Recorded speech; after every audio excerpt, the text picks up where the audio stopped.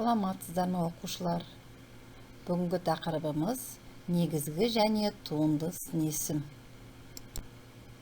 Оқу мақсаты негізгі туынды зат есім, сын есім, етістікті анықтау. Бүгінгі сабақтағы бағалау критерийі негізгі және туынды сын есімдерді ажыратасыз. Олай болса оқушылар, негізгі және туынды сын есім туралы еске түсіріп жіберейік. Түбір сөзден жасалған сын есімді негізгі сын есім дейді. Мысалы, жақсы, кең, үлкен, тар, биік, жеңіл. Сұрақ қойып көрейік. Жақсы, қандай? Жақсы. Түбірі сын есім. Кең, қандай? Кең. Түбірі сын есім. Яғни бұлардың барлығы да негізгі сын есімдер. Ал түбір сөзге жұрнақ жалғану арқылы жасалған сын есімді туынды сын есім дейді. Мысалы, өнерлі, ақылды, тапқыш, білгіш. Бұл жерде зат есімге л, д, д, т, т, етістікке ғыш, геш, қыш, кіш жұрнақтары жалғану арқылы туынды сын есімдер жасалып тұр екен.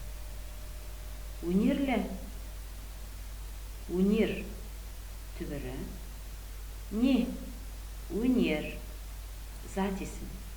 Өнер деген зат есімге лі жұрнағы жалғану арқылы өнерлі деген туынды сын есім жасалып тұр. Сондай-ақ ақылды, таулы, білімді, әдепті сөздерде зат есімге л, д, д, т, т жұрнақтар жалғану арқылы жасалған негізгі сын есімдер.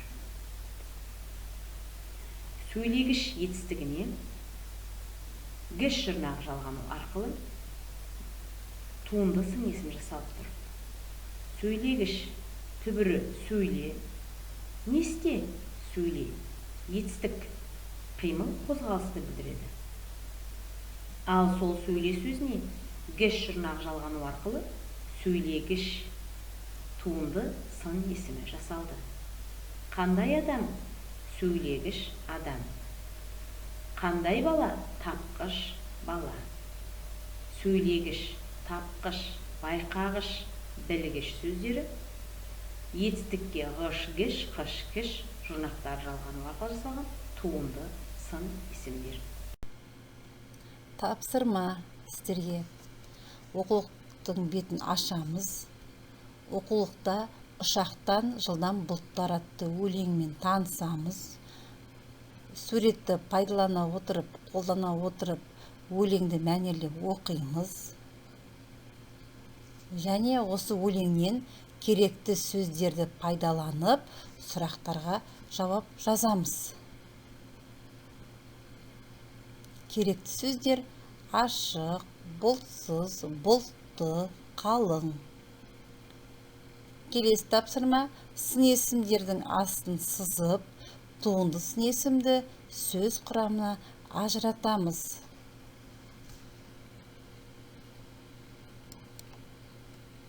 Оқулықтағы 7-ші жаттығу. Берілген сын есімдерді кестеге орналастыр. Туынды сын есімдерді сөз құрамына талда. Олардың түбірі қай сөз табынан жасалғанын айт. Сын есімнің қай сөзбен байланысып тұрғанын түсіндір. Әсерлі әңгіме, атақты кенші, тұнық су, ізгі ой, жаңа дәптер, сүтті сиыр, әдемі қыз, биік тау, шөпті жер, жүйрік ат. Осы сөйлемдерді негізгі сын есім және туынды сын есім кестесіне орналастырамыз. Шығармашылық үзіліс. 8-ші жаттығу. Оқулықтың бетін ашамыз. Ұйқасын тауып оқы. Тауда жүрген тарғыл аң, ол қайратты қабы. Жарайсыздар. Ендеше балалар, осы өлеңнен туынды сын есімді табайықшы. Жарайсыздар оқушылар. Енді балалар, біз қабылан екенін білдік. Міне сіздерге қабыланның суреті. Енді сіздер балалар білесіздер ме? Қабыландар Африка, Орта Азия және Үндістандарда таралған. Қазақстанда 18 ғасырдың аяғы, 19 ғасырдың басында Каспий мен Арал теңіздерінің аралығында шөлді аймақта тіршілік еткен екен. 20 ғасырдың 50 жылдары сирек болса да, Үстірт пен Маңғыстау түбегінде кездесіп қалып жүрді. Қабыланның дене бітімі ұзынша, тұрқы 120-150 сантиметр, құйрығының ұзындығы 60-75 сантиметр. Қалың, қысқа, сарғыл түсті түгінің үстінде қара дақтар болады. Қабылан тропиктік және субтропиктік аймақтардағы ормандарда, тау беткейлерінде, жазық далалар мен саванна, өзен бойындағы тоғайларда тіршілік етеді екен. Керемет балалар, біз қабылан туралы түсінік алдық.